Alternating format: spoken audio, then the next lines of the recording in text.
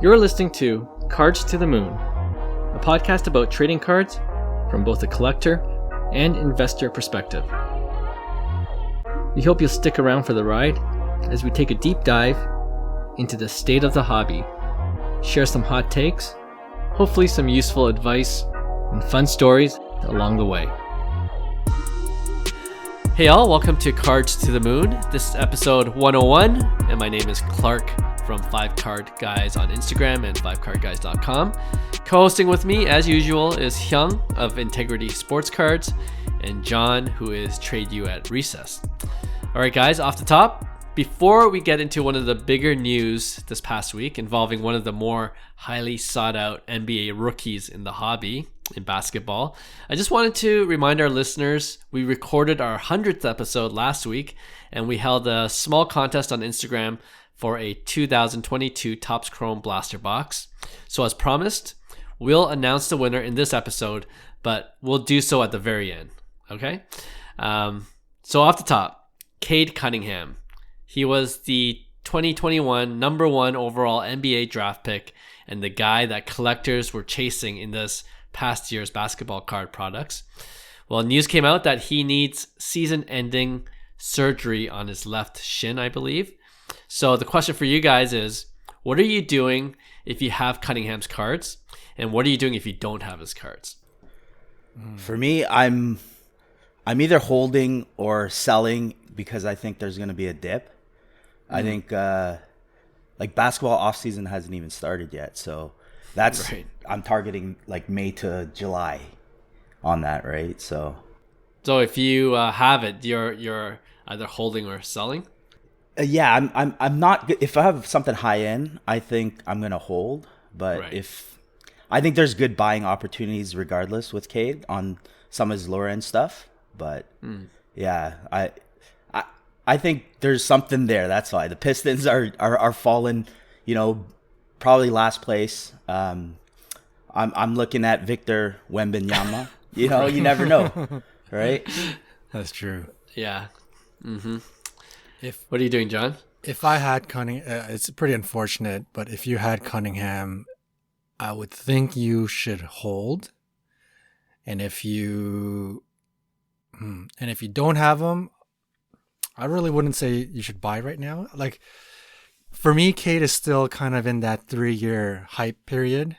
I still probably wouldn't touch him. Like, I don't think any of us are super clear on who Cade is yet. I think there are people on the side that he's going to be a, multi-year all-star, superstar player. And there's some people that are like, I don't know. I think he's just going to be like a good, solid player, all-star appearances, but nothing spectacular. I feel like I'm a little bit more on that side. So with Cade, for me, I would probably wait till that 2-3 year hype period completely rolls over. So probably sometime next year or the end of next year, there's a lot of opportunities long-term to hold him. But if your plan from the beginning of this season was you invested in Cade and you're looking to do a bit of a quick flip, if that was the strategy to begin with, you should probably sell it and just cut your losses and use that money on something else. If your plan was, I love Cade, I think he's a future stud, I invested in a couple of numbered cards, I think for those types of people, you should probably hold. Because I'm sure at the beginning of next season, there's going to be a bit of hype on Cade, especially if they get a pretty good draft pick. Those optic hollows, though, I'm just saying, $100. Ooh. Right? PSA 10s. Oh, really? That's a decent price. Yeah, so I feel like it's like half of stuff is like way overpriced. Like obviously the golds, the NTs, the flawless. But then like there's a buying opportunity, I think, especially like because of the injury.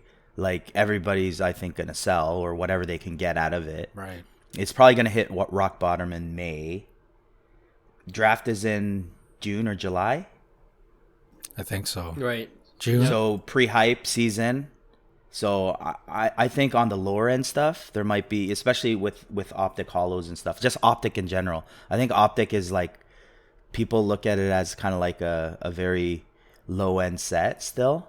but you could get like numbered optic stuff for for a couple $100, which is like for a number one pick. I'm like, hey, maybe roll the dice on it, like because there was volatility with Zion too, right? So true.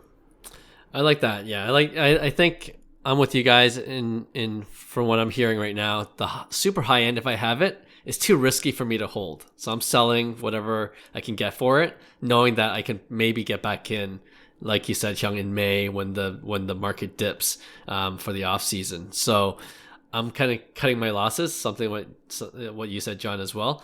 And but for the lower end stuff, or like the optic hollows, like you're mentioning, Hyung, just now, like I think that's a pretty good price, especially for the talent that he still has. And if he's healthy and everything works out right, I think that's a decent price to get back in. So I'm gonna just monitor those, not the high end stuff, but the optic hollows, even the prisms, right? Like there might be good deals a few months down the road. And I don't know. I don't think the Pistons are going to get Wemby, but that would be amazing if the Pistons did. It would be a super team, super young team. Speaking of Wemby, like for the hobby, I think that's going to be great. He's going to be a huge chase, an absolute monster. If you see like videos, he's going to be trouble in the league. I'm telling you. Oh yeah, yeah. He's going to be trouble. It's like you've seen like footage where he takes these jumping 3-pointers. Like that's unblockable. Yeah, like a layup 3-pointer. Yeah, it's like he shoots it 10 feet in the air. Yeah. You can't block that. That's and hilarious. He gets it in. It's crazy. Yeah, I'm excited for that though. Yeah, Topps Chrome too, right? Yeah. So it's absolutely going to be a huge chase, and I think that'll be good for the hobby for sure. I agree. All right. We hope Cade recovers quickly and definitely brings good value to his collectors as soon as next year. All right, let's move on to our regular weekly segment we call Hobby Headlines. So today I want to go over some of the major MLB signings that occurred in the past few weeks and how it may or may not impact their card values. So there's a bunch on this list, but we'll go through it at a good pace. And I only chose the bigger signings. Okay. First, Kevin Kiermaier to the Blue Jays. No, just kidding. Yeah, I was like, throw that one out. He's the one who stole those signs off Kirk. Remember when he slid into home plate and Kirk dropped the sign? He's the one who stole it. I saw that. Now he plays for the Jays. He's part of the home team. No, I was just kidding. That was a minor signing, but I'm glad we have him. I'm glad we have him on the Jays for his defense. But let's actually start off with two pitchers. Justin Verlander, obviously, is a big signing to the Mets for 2 years, $86.7 million. Crazy. That's crazy. And Jacob deGrom to the Rangers, 5-year, $185 million contract. So, yeah, Verlander and deGrom, what do you think about their card values playing for their new teams? Well, I think Verlander is underpriced in general. Like, this guy has been absolutely phenomenal the last 5 seasons, and that's in the latter parts of his 30s.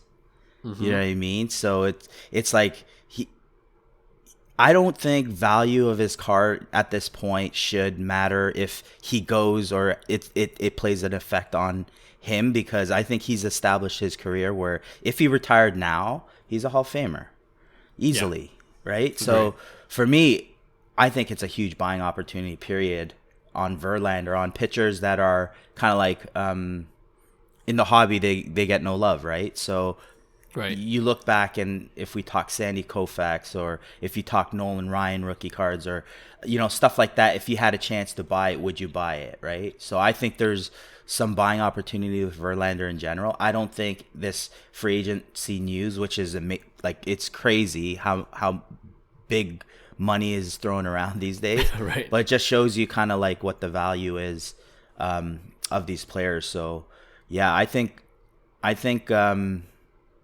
Verlander for sure is a buy just in general, and I think I like the move for deGrom as well, because I think deGrom has been unreal as well. I think with Corey Seager and Semien, signing big deals with the Rangers as well. Like there's going to be opportunity for him to like he has good energy going in, right? So the Rangers have been losing.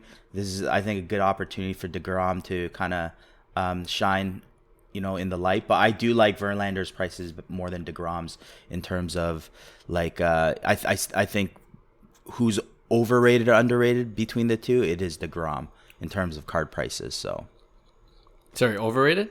Yeah, it's a little more expensive. He's a little younger. Right, maybe. I agree. Yeah. Yeah. So, like, I mean, you still, like, his auto, he has a Topps Real 1 red ink. I believe that's deGrom's only auto. So, it's at 5K.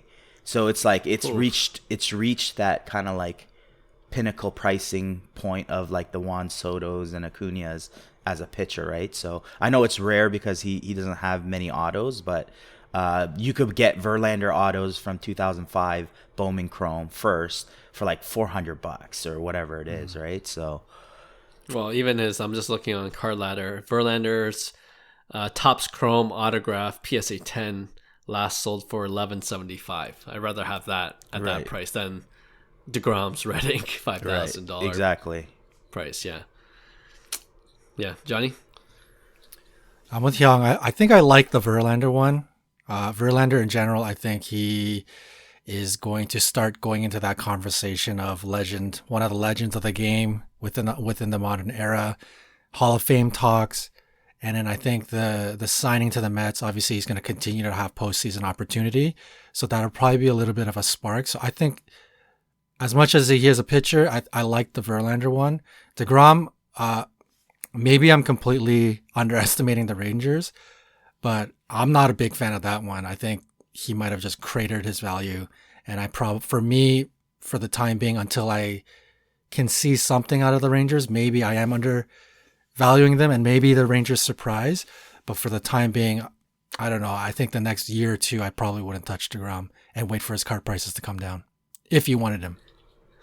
Right, right. The thing that, and I'll only add this, the thing that scares me about deGrom, because I'm on board with you guys. I love Verlander at his current value. He's pretty much a Hall of Famer. I kind of classify him under the same category as Clayton Kershaw, guys that just did enough throughout their career, and if they retire tomorrow, they're in, right? Yeah. And they're both champions. So I like Verlander and Kershaw for those reasons. But with deGrom, he's elite, but his health kind of scares me. He's had issues staying healthy.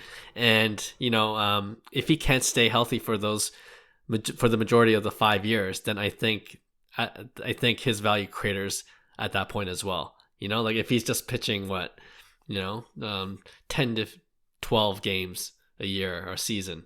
He's just got to stay healthy.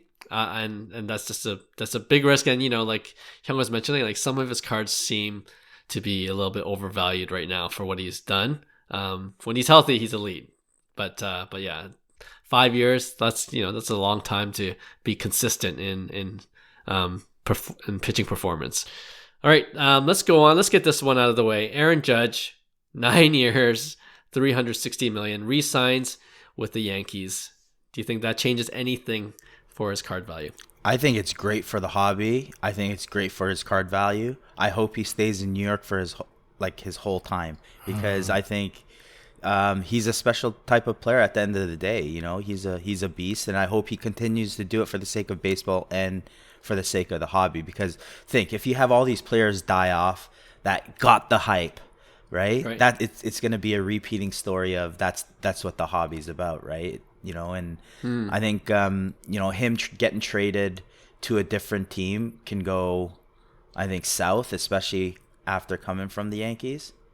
Right. So if and probably Giants were the front runners, which I'm also glad that they didn't sign Aaron Judge, because I think Correa is a better fit with the Giants, right? So it's kind of like I'm happy that Judge stayed in New York, and I think it will help Judge prices in the long run for sure.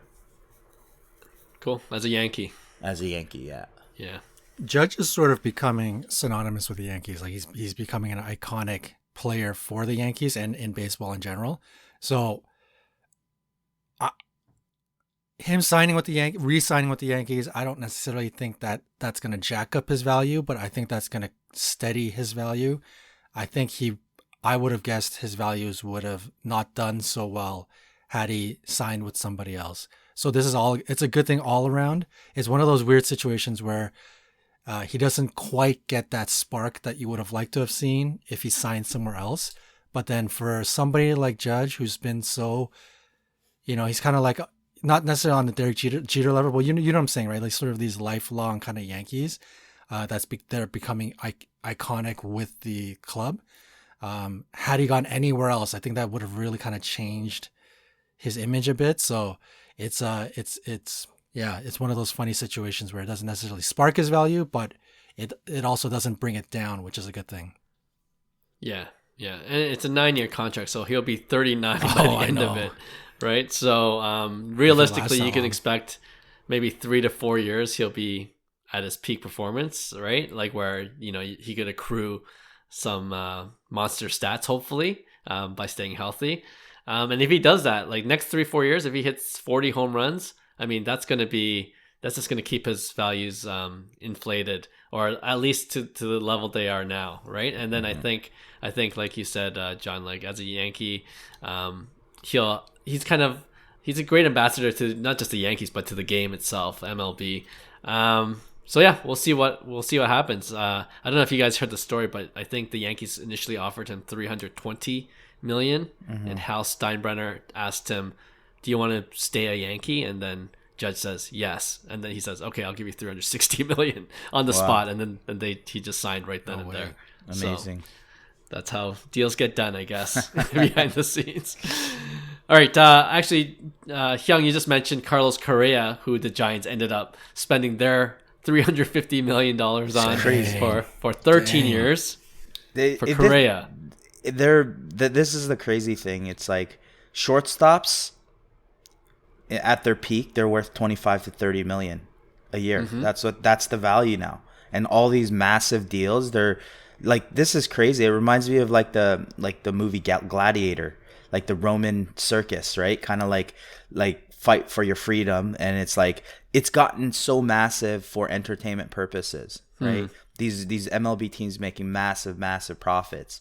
And they're investing it back to winning. This is the price of winning, that they're giving 10+ year contracts in people's like prime.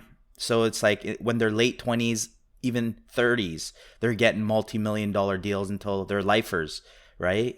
So it's pretty crazy. But I'm glad for Carlos Correa that he's out of Minnesota, because I think non-marketable team wasn't good for him from the get-go. I think Carlos Correa is one of the most underrated players in the game today in terms of making an impact and providing both offensive and defensive support. So I think with him going to the Giants and him being in the limelight, and you have a guy like Brandon Crawford, was an unbelievable shortstop, move him over to second base. He's a Gold Glove shortstop, and now you have a whole different look on that Giants team, right? And for me, it's like Carlos Correa had to get out of Minnesota. So I think his prices are so cheap. His Bowman Chrome 2013 Bowman Chrome autos selling, I think, $250.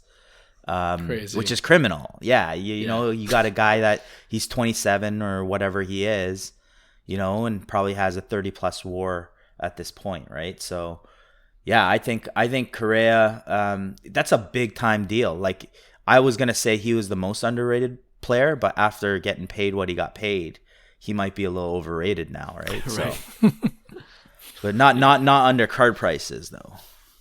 Yeah, it's pretty cheap. This is great for the hobby, because you have a stud that was, in relative obscurity in terms of both pricing and in baseball in general, and he's going to, somewhere that where, like Hyung said, he's going to be more in the limelight, more a part of everyday speak and big time games and whatnot. So I think this is big for Carlos. It's big for it's probably pretty decent for it. Not huge for his prices, but I think this will definitely get him in conversations of purchasing and activity and stuff like that. So it'll help. Yeah, I was surprised at Carlos Correa's Bowman Chrome prices. You said 200. Like his refractor numbered to 500 last sold yesterday for $325. Crazy. Right? BGS 9.5 Gem Mint. Yeah. So there's buying opportunity, I think, for Correa. It's like that's the thing. It's like right now it doesn't make sense. It might not move, even though these big deals, these big news, it might not move for another 2 years. But then when it does, I think it'll go, right? So to me, it's like there's only a limited amount. The older cards that they get, you don't see them around. People aren't flipping them anymore, right? So these are entering the vaults on a lot of basis because there's no point in flipping them. They sit sideways all year, every year, right? So yeah. No, I think part of it is like him playing with the Twins. Like I totally forgot. Like personally, I totally forgot about Correa when he went to the Twins. Right. You know, and I think I just saw in like one of Scotty B Card's video, like how look at his WAR for the past season and how well he actually performed and how underrated he was as a player. Yeah, I'm like, oh yeah, Correa can still play. And I think like you guys already said, when he goes to the Giants, when he goes to San Francisco, definitely will have more of the limelight there. And I mean it's he's definitely going to have his opportunity to shine in San Fran for sure. So at that price, man, that's a good gamble to me.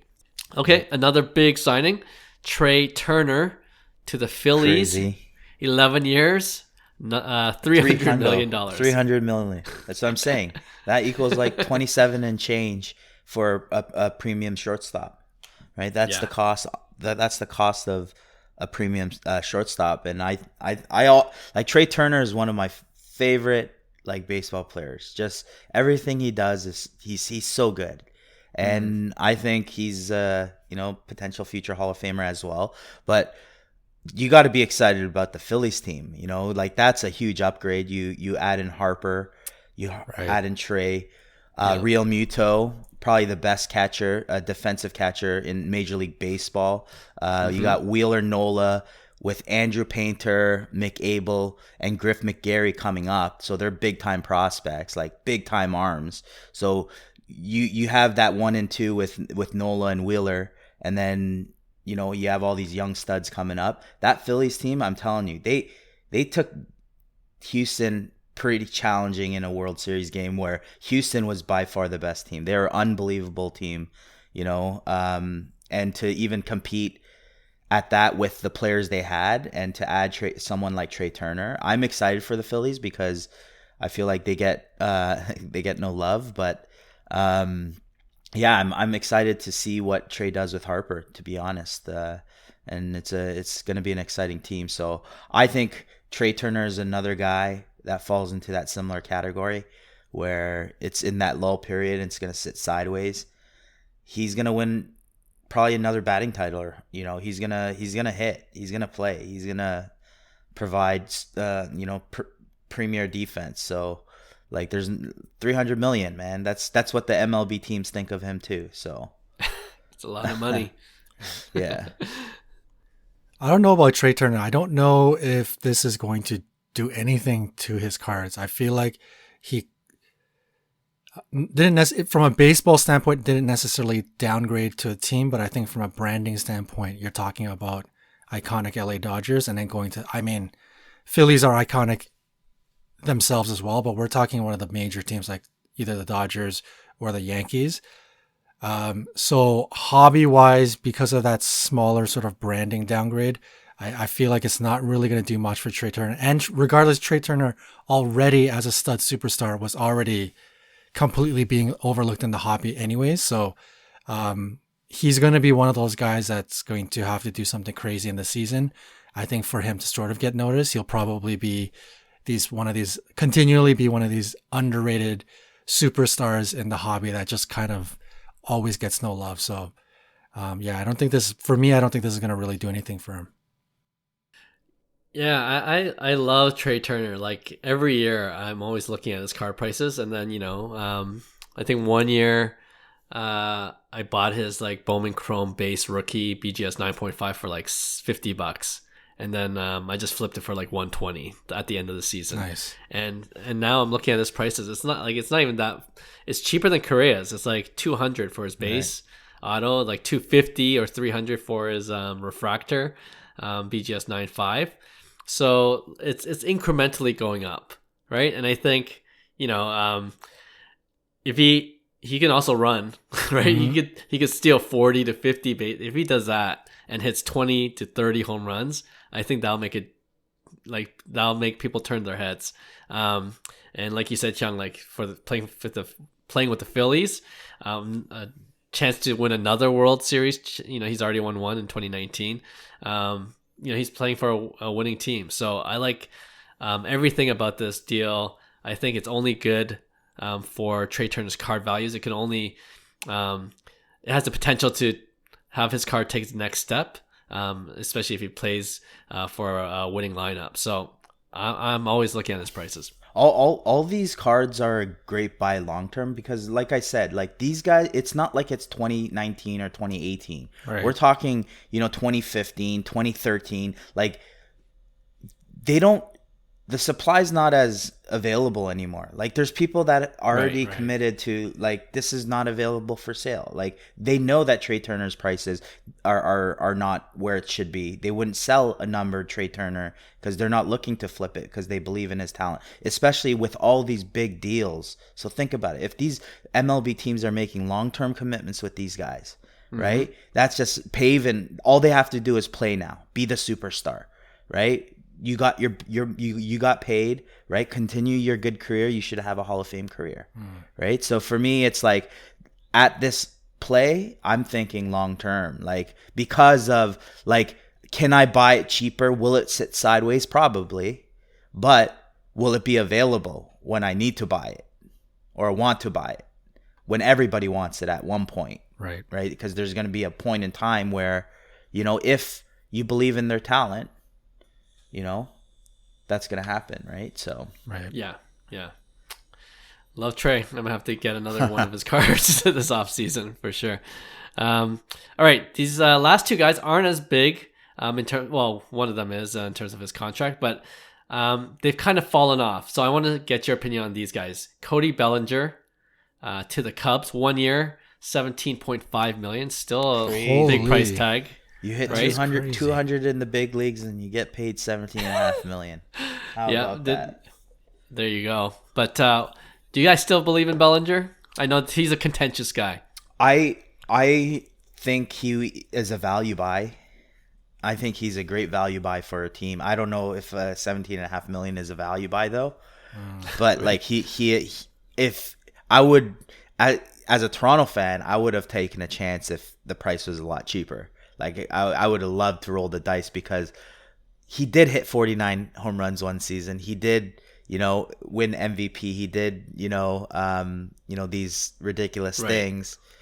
So the talent's there. It's just a matter of, can he find it again, right? So, Bellinger to the Cubs. I'm hoping that, this is a new change for him. This is the change that he needed. Change of environment.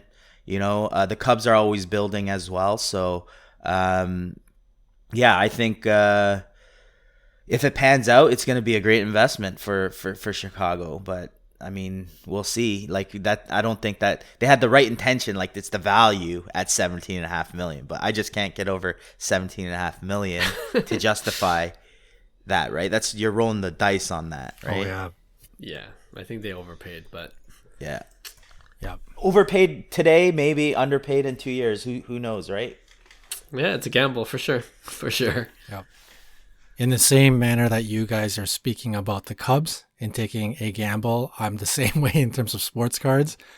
I hope for his sake he kind of turns his career around, but hobby-wise, I don't think this is really going to do anything to his values. I'm personally not touching Cody Bellinger. I don't think anybody should.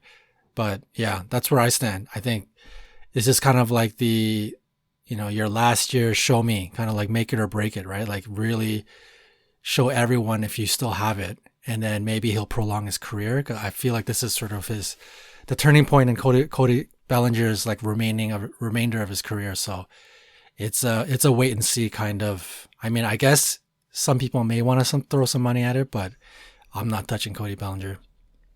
And 2017 top sucks.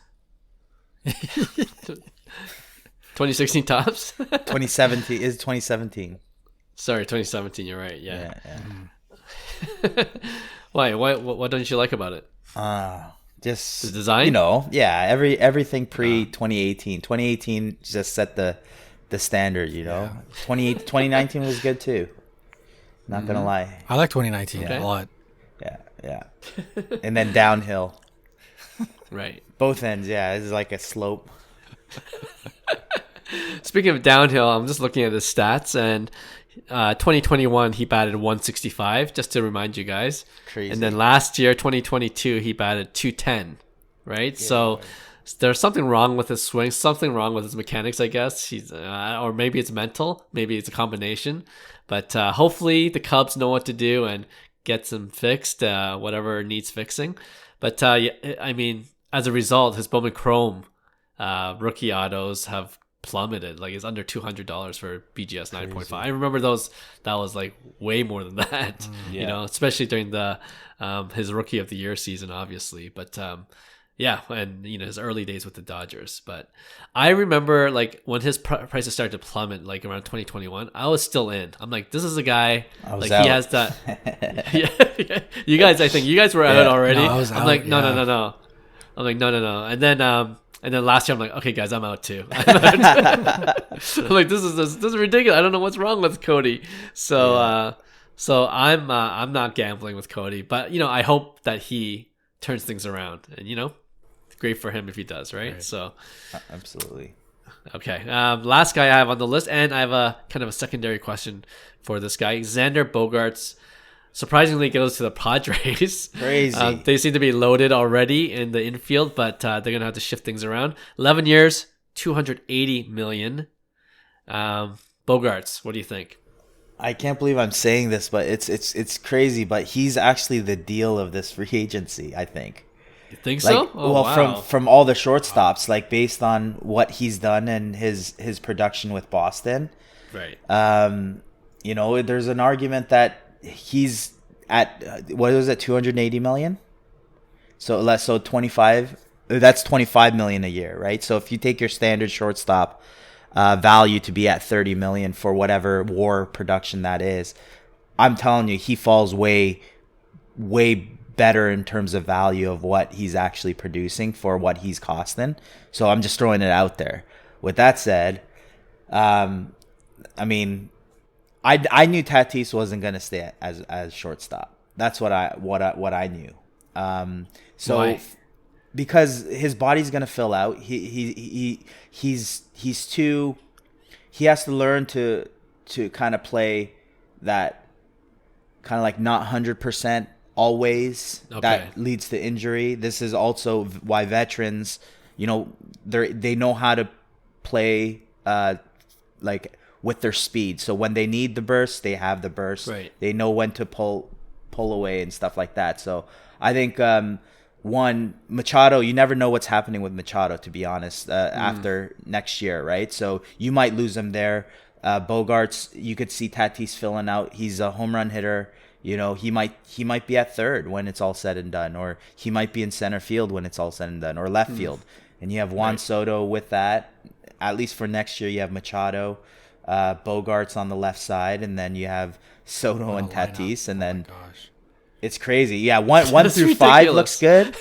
It's like the most ridiculous lineup, but I think they need a little more work. The Padres, I think they're gonna do that. I think they're a little weak. Trent Grisham, hopefully, could step it up, but I don't think he's the guy. So I think there's gonna be other opportunities there, but I think Xander Bogaerts is the deal of the free agency, and I think his cards are also cheap. He's fairly young. He's put up pretty good career WAR numbers, so his trajectory is the same thing as all three of those. Correa, Turner, Xander Bogaerts. They're very, very similar players, and that's why I was like off of Bo Bichette for a bit, because I feel like at best Bo Bichette's going to be one of these players, right? So look at the love they're getting. That's the type of love Bo Bichette's going to get at best. Right. Huh. Right. What do you think, John?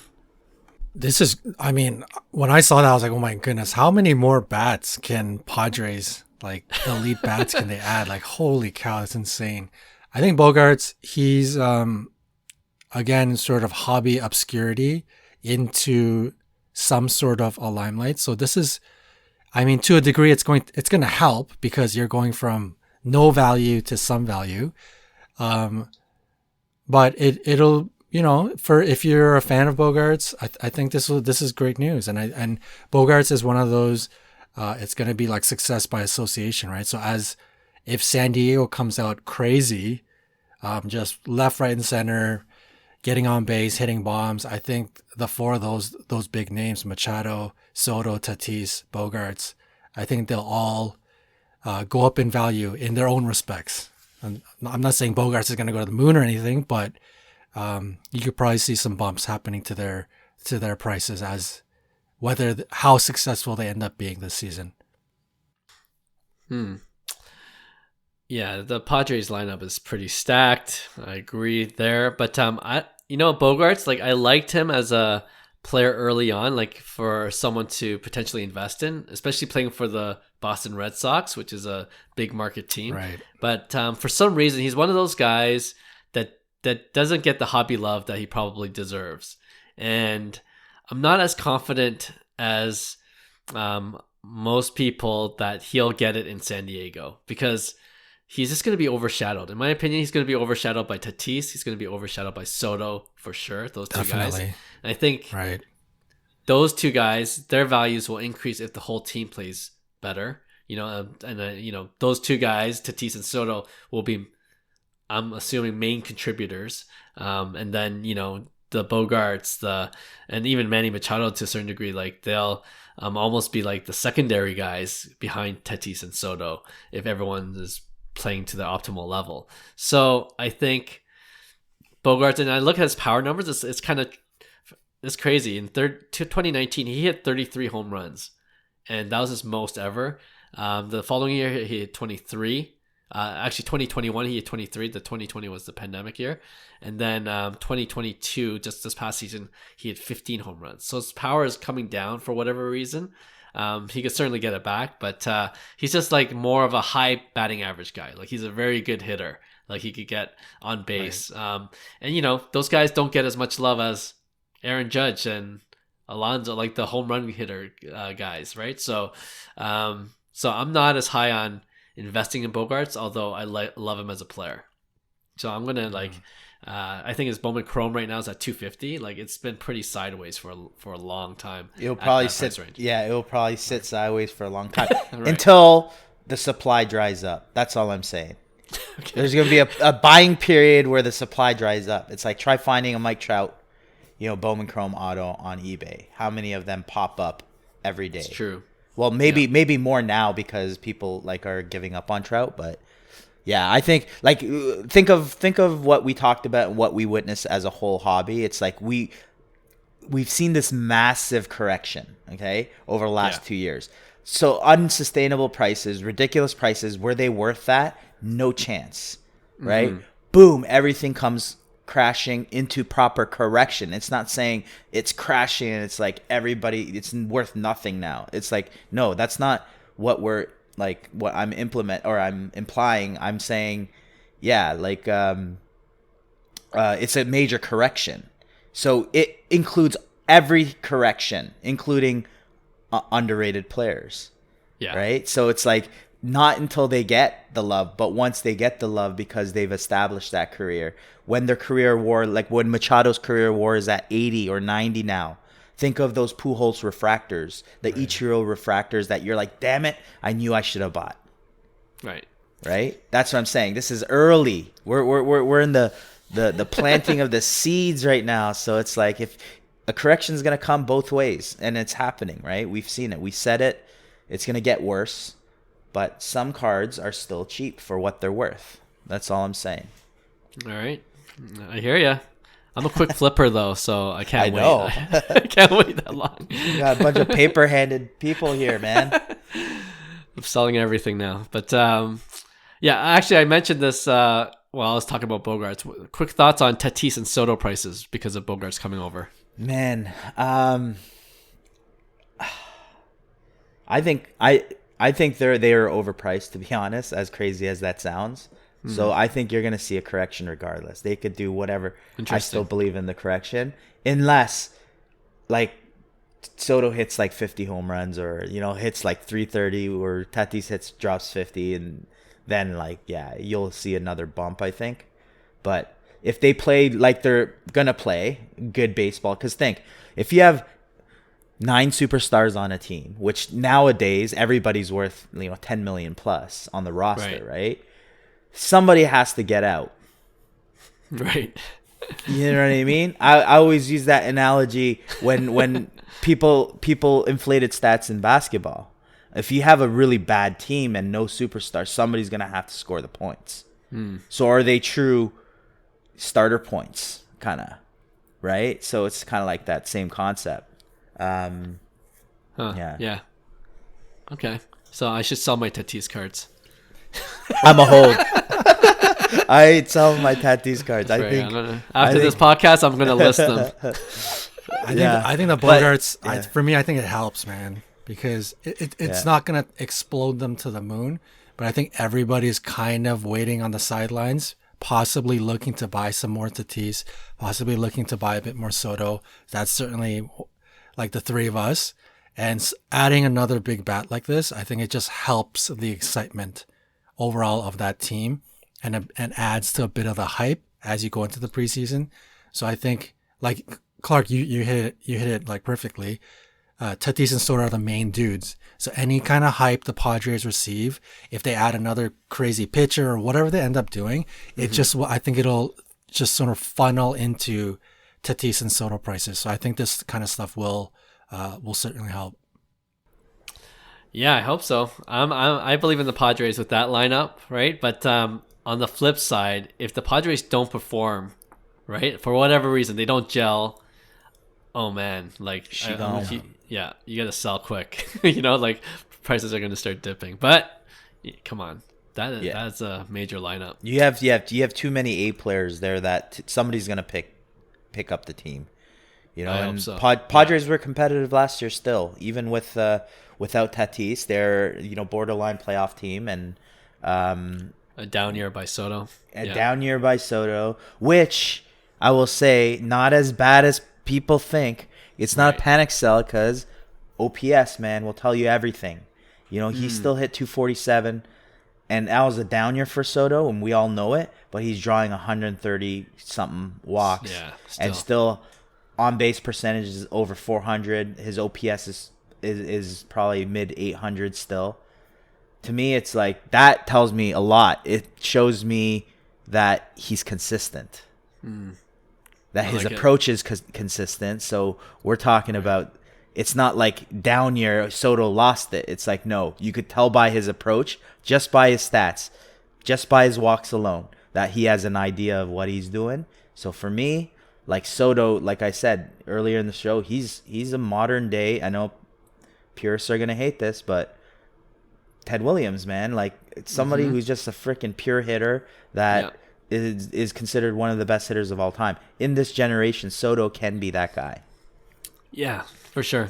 Oh, that's one of my top targets for sure in the offseason. Juan Soto, absolutely. Well said. All right. I'm sure there will be more signings in the offseason, so we'll do a part 2 once we hear of other big name signings. So stay tuned, everyone. All right, let's go on to our next segment we call Dead Wrong. We haven't done this in a while, but since we are wrapping up the 2022 year, I'm sure there's 1 or 2 or 3 calls that we made about the hobby or about a certain player or a card that didn't turn out the way we thought it would. So in the name of accountability, let's share the things we were dead wrong about this year. And you know what? I could start because I started writing a list, and I'm like, wow, this list is getting long. So I'm going to cut it up to maybe 3 or 4. I'll cut it up to 2 to begin with, because maybe you guys have the same names on my list. But okay, I'm just going to get this over with. Trae Young. Okay, I was on him. I doubled down, sold my PSA 9, got a PSA 10 for 800, which I thought was a good deal. I just sold my PSA 10 last week for 400, so I just took a 50% cut. Wow. I don't know what's wrong with the Hawks. You would think with DeJounte Murray, they're like under 500 now, right? And I mean, they're competing with the Raptors. We're just very mediocre teams this season, and Trae Young's not. He has good games, but then he has games where he's just like pretty average, and just still no hobby love for a guy like Trae Young. I just ran out of patience. So I said I would give him 1 year. I'm pulling out already. 2022 done. 2023 I'm looking to invest elsewhere. Sorry guys for anyone that listened to me about Trae Young, but just no hobby love for that guy. Number 2, I already mentioned this guy too, and this guy's gonna make me look real foolish if he goes all the way to the Super Bowl. He's the quarterback for the Philadelphia Eagles, Jalen Hurts. I was never on the guy. I told people that he was too hyped up preseason, and his team's 13-1 right now. Yeah. So I'm like, okay, I guess he is a good QB. I guess he's playing on a good team. So Jalen Hurts, dead wrong. You should have bought him. Sorry, guys. So those are the top 2 guys. I have a couple more. We'll see how much time we have on the show, but yeah, who wants to go next? Oh man, for me it was probably football. I was relying on kind of like the old veterans, Aaron Rodgers, with Green Bay, and Russell Wilson with the Broncos. And Broncos are just hurting. Oh, yeah. They're just hurting in every single aspect just from day one. So yeah, I mean, football's not our forte, but we should every time we talk about football, we should put a disclaimer on the segment. Yeah. This is the least knowledgeable area for us, but yeah, I hear you. I think I was dead wrong on anything I talked about in 2022. The entire collection. It was a rough year. Oh man, Jalen Hurts was on my list. I think Clark, you and I didn't think he was that dude. He's certainly proving everyone wrong, and for those that invested in or picked up Hurts early, man, good for you guys. You guys are doing well. Mine, I mean, embarrassingly, it's got. I don't remember if I mentioned Karl Anthony Towns at the beginning of this season. I got to put Karl Anthony Towns on that list because I was finally comes around. Okay. Yeah. I mean, the talent is still there, but he is just doing himself such a disservice by yapping and talking on social media when nothing has been accomplished. I think in the new era of sports, there are a lot of old heads like us watching, and even the newer guys. Like I think when you yap and you talk and you trash talk, and you big yourself up before you've accomplished anything, that's just such a bad look for you in general. And Karl Anthony Towns is just one of those guys, man. The talent is there, but I think the immaturity that he showed in playoffs, the way he talks and how, I mean, you gotta talk hockey. I get it, but yeah, I think it just is he in the LeBron category for you? For sure. Yeah, it seems like it's going that way. Yeah, like you're putting him into that LeBron category. That's just like pet peeves for me in general, right? Like guys who big themselves up and talk a bit of nonsense. So yeah, I don't know where we talk some nonsense, John. We talk nonsense. That's true. We do. Yeah, we do. Do you still have his tie-dye? I do. I still have it. I probably should have bailed on it a long time ago, but I still have it. You might as well hold now. I was hoping, I was hoping to hold this year for one last shot, and then he gets injured for like 2-3 months. Like, well, there it goes. See you later. Yeah, to be fair, the Timberwolves, they were just hyped up at the beginning of the season. Yeah. They are not performing as well as expected for sure. Yeah, Rudy Gobert, another clown. Oh, that was a tough signing. Yeah. Yeah, so, okay, I have a couple more real quick. I bought a Justin Herbert field level silver PSA 10 at the beginning of the season. I thought the Chargers would do well. And he's not really all dead wrong yet because, I think their team's 7-6. Yeah. You can turn it up at the end of the season. Just got to squeak it into the playoffs and then I think in week 2 or 3 he got cracked ribs and he's still playing with cracked ribs to tell you the truth. Yeah. So I think that has something to do with it. But as a result, he's not performing like last year's Justin Herbert. So definitely his values have seen a drop. And I still there's still a chance that Herbert can turn things around for sure. But as of right now, he's kind of in that dead wrong category. And the last guy I had for baseball, I thought this guy would be the guy. Luis Robert, we know it. Luis Robert, you got it. You got it. I think everybody. The funny thing is, he might have a big year, like upcoming, where we are 1 year off. You know what I mean? Right. Just people are forgetting about him now. So, he's mature. He's older. I hope so. I hope the White Sox turn things around. Injuries, man. That's true. Injuries kind of derailed them. But another guy to look out for next year. But this year, he was dead wrong in terms of what I thought he would do. That's the hot take is Luis Robert 2023 MVP. We'll do that at the end of the year. I think we have beginning of the season. Yeah. 2022 MVP, dead wrong. But 2023, let me tell you. And Bol too. I don't know why his name came up, but he is playing, man. I'm telling you, it's fun to watch. He's fun to watch. I think I enjoy watching him play. Yeah, seriously, Bol, man. That's crazy. Yeah, something with the Orlando Magic. Yeah. Mm-hmm. That's true, because on my Instagram feed, I'm seeing a lot of Bol highlights these days. Yeah, he's actually going to work, man. Yeah, that's good to see. All right, next week, to make us feel a little better, we'll do a segment on calls that we were right on and made us look like a genius, okay? So we'll balance our dead wrong segment for today. It'll be like a 15-minute segment of silence. Do your research now, then get ready for next week's show. All right, with that, let's get right into our regular weekly segment, Pick One. And if you're one of our first-time listeners, this is when we each put up a couple of players or cards, and then we debate which one we would rather invest in. And as usual, we're going to ask Hyung to start things off. All right, I'm going to stick with baseball again. We're going first Bowman Chromes. 2005 Justin Verlander auto. Okay. PSA 10. Last sold for $1,500. So this is like a $1,500 budget versus a 2016 Bowman Chrome first of Fernando Tatis Jr.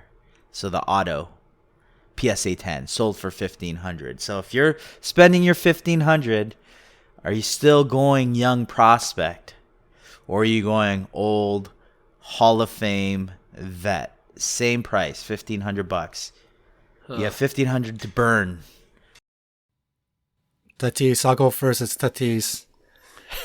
And for me, and I come from the perspective because these two cards wouldn't necessarily be either PC or something that I would want in my collection. I guess it would be different if you're like a big Verlander fan or a Tatis fan, Tatis fan. Sorry, being a bit biased, I am a Tatis fan. But these are two cards that I wouldn't necessarily keep. So for me, it would be a flip situation on these two cards. And there's no question, I think the Tatis card has the opportunity for some big volatility, whereas the Verlander will be sort of like a nice, steady, up and down growth. So it's going to be Tatis for me. I'm going to be sort of like the flipper on this one. Yeah, I have the BGS version of that Tatis card. So I will go Verlander because I already have a Tatis. But if I didn't have either of these cards, yeah, I'm going to gamble. I'm going to go with Tatis. I think the upside, like John said, the upside is there for Tatis to double that value if he puts a 40, 50 home run season. And Verlander, he's a pitcher. Like you said, like he's one of those guys you just got to hold long term. It won't lose its value.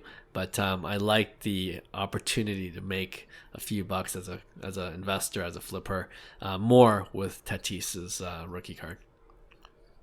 Nice. I'm actually gonna go Verlander. Well, because I do have monsters of Tatis that like, right.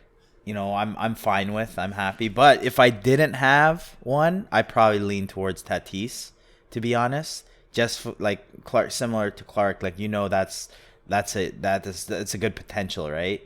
But there is some risk to both. But I just think the Verlander, like I said, it's the season of correction. It's the season of correction. So it's like corrections happen in every single way, good and bad. And some people were criminally low. So I think like a card like a Verlander first Bowman Chrome, PSA 10, like eventually will be very, very valuable too. Like I think even more valuable than a Tatis potentially when the correction happens, right? Obviously there's going to be some hype to it because Tatis is the flashy player. He's the face of baseball. So that's the volatility you get, but he has to keep up that pace to keep up those prices. Yeah. So. All right. Almost a sweep. I'm surprised that I'm surprising myself every week, but that's what. Yeah. There you go. All right, fellas. All right, Johnny, you're up next. Yep. So we're inching closer to Topps Chrome Basketball coming back. So I'm going to say when Topps Chrome Basketball does come back, and at this point, assuming Prizm still has license, are you guys this is for basketball, are you guys going Topps Chrome Refractor, the return of the refractor, or are you sticking with Prizm Silver? Topps Chrome Refractor versus Prizm Silver. If Topps Chrome has the basketball license, doesn't that mean Panini loses it? Unless they buy him out. Yeah. Oh, so just for the sake of the argument of this, let's say they both have license. Right, they both have license. Right. Okay. I can go first with this one. I guess if they buy them out, things might be a bit different in terms of how it's managed. But right now, I just think Panini America is like dropping the ball in so many different areas that the Prizm's being a little bit devalued. Maybe it's the overproduction or the perception of being overproduced. And Topps Chrome, like people are looking forward to. It's like almost the nostalgia factor. So I think people are looking forward to seeing the new Topps Chrome basketball product when it does come back. And I think in terms of value, people will be willing to pay for it. I think it'll look cool. Yeah, just for those reasons, I'm going with Topps Chrome Basketball over Panini Prizm. Yeah, I'm the same way. I'm excited about Fanatics and Topps Chrome back with basketball. So for me, it's if you look back in the micro or macro lens too, it's like think 2009 and then 2012 Panini came in, so it was the Panini era from 2012 to 2023, and then Topps Chrome's come back after like a 14-year hiatus or whatever. So I think that first set too is gonna be like collectible somewhat, depending obviously on when is it? When are they coming out? Do you know? I have no idea. So if it's 2024 or 2025? Yeah. So you probably just miss Wemby. Oh yeah. All right. Yeah. So that kind of sucks. So hopefully the class is good, but I'm going Topps Chrome, just because Topps Chrome basketball was so good before. So just excited for, having it in that product. Oh, it is going to be, I'm a bit biased because I love Topps Chrome Refractor basketball. It's going to be a sweep, but this is kind of tough because I think from an investment standpoint, Prizm Silver is, without question, it's one of those hobby logic type of cards where silvers are fairly common, but for some reason, the silver value is kind of like the gold standard in basketball. This is going to be interesting to see how Fanatics, for me, takes Topps Chrome basketball, because I really, really hope they don't screw it up, because Topps Chrome refractors in baseball don't really mean much. Topps Chrome refractors anywhere, we're talking like, maybe because of print runs, F1 is pretty good, but like soccer, etc., it just doesn't have that legendary lore that the Topps Chrome basketball has, and obviously it's because of print run, right? So I don't know how they're gonna do this. Like in an ideal world, I wish Topps Chrome came back very limited, and it was kind of similar to the old days where there's only like 2 refractors in a box, not like baseball where there's a refractor in every pack. And then any color is numbered. There's like gold and black and white refractors, orange refractors. That'd be amazing. But obviously, print runs aren't going to let that happen. So I'm kind of scared we're going to start seeing like ray wave and shimmers and stuff like that for basketball. Oh, you're going to get it. I know, which I'm going to be so sad about. Like I don't want to see that in the Topps Chrome basketball For sure product. You're getting the waves. But yeah, so this one's a bit tricky. Like the fan in me says Topps Chrome refractor, but the investor in me, I'm not so sure. Like I'm maybe that first year there's gonna be some crazy hype because of the comeback, but I am praying that Panini does the return of Topps Chrome basketball right. Yep. Definitely hope that's the case. And we'll find out soon. I just checked. It's 2025. 2025. I believe the license is when they get it. There you go. So not that much longer. All right, good one. I'm going to end off with hockey just to balance things out.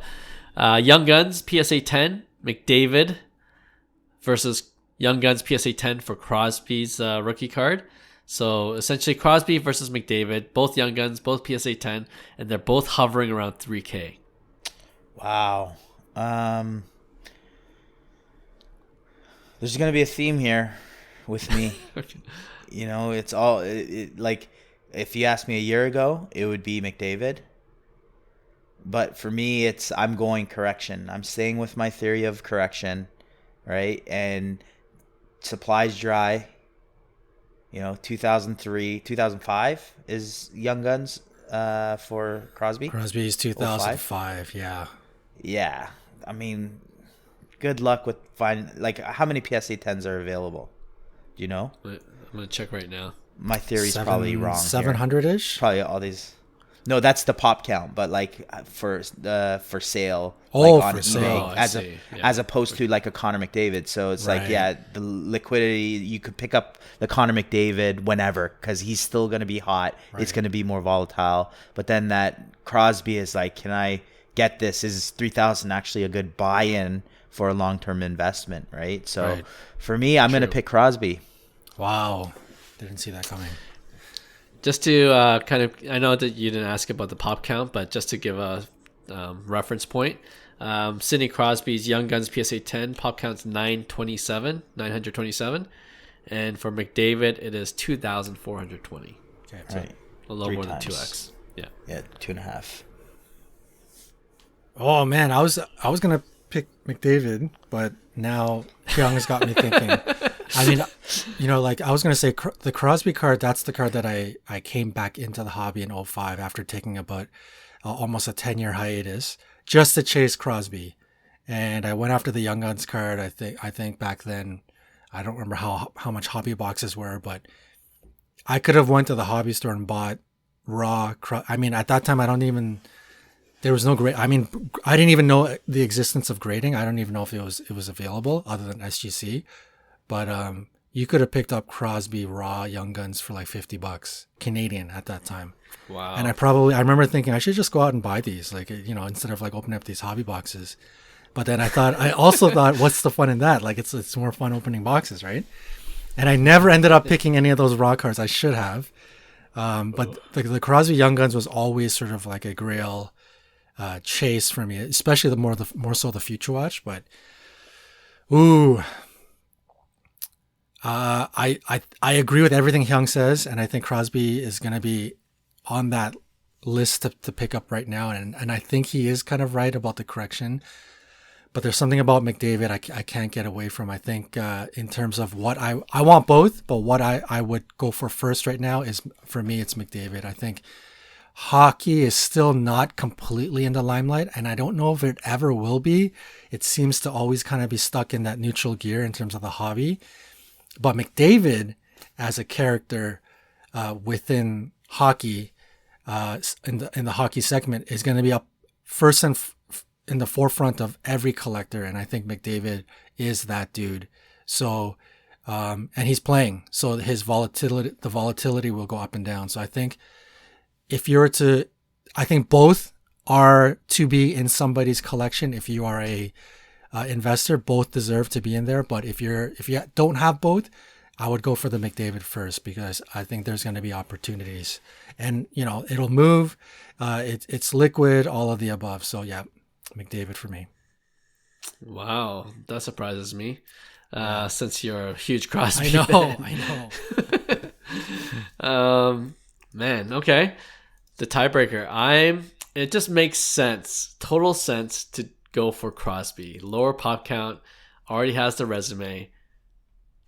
I'm going with McDavid. I felt it coming.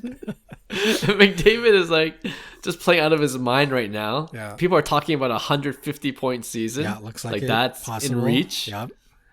And if that happens, and I'm just looking at the trend lines, like, I've been doing these things on Instagram where just kind of showing like how far some of the card values have fallen.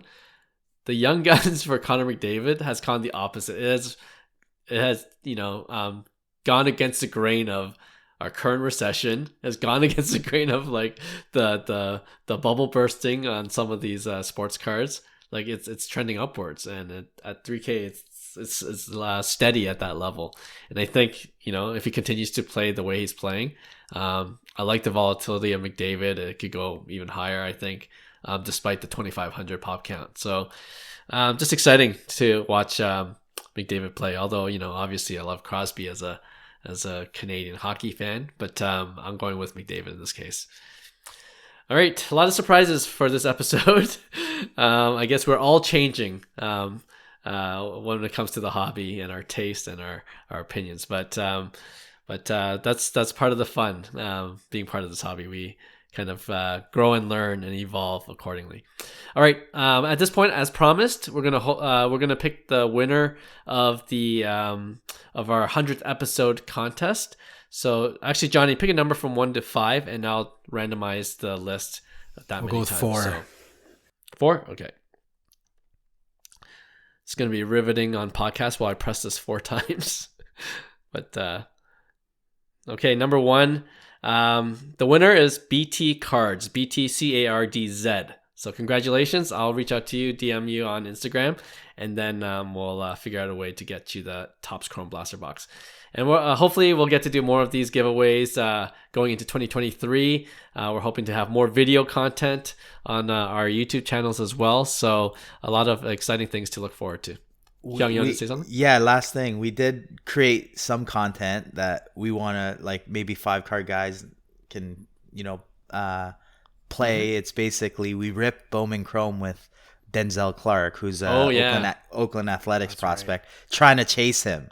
So we had this big bounty where Nice. if we hit a superfractor, but what the odds of the superfractor wasn't great, but we're gonna produce content like that. So check it out. Yeah, it's a good tease. Yeah, we'll definitely play that, and we'll definitely let you guys know where you can see that video that's coming up. I think pretty soon, because we had Denzel Clark come in last week, just recently. last week. So Yeah, that's right. So thanks for the reminder, and we'll definitely tell you guys about that.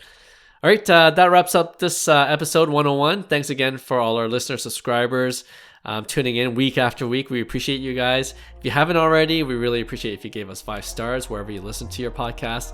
Leave a nice comment. It really helps with getting our podcast name out there. And we hope to wrap up this year with a few more episodes left with some good shows, and then take that momentum into 2023. All right, guys. Thanks. We'll see you soon. Bye. Hey, thanks for listening to Cards to the Moon. We'd really appreciate you subscribing to our podcast wherever you listen to your podcasts.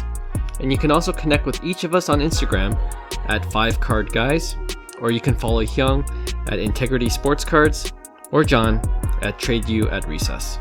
You can also check us out at 5cardguys.com. Thanks again, and hope to connect soon.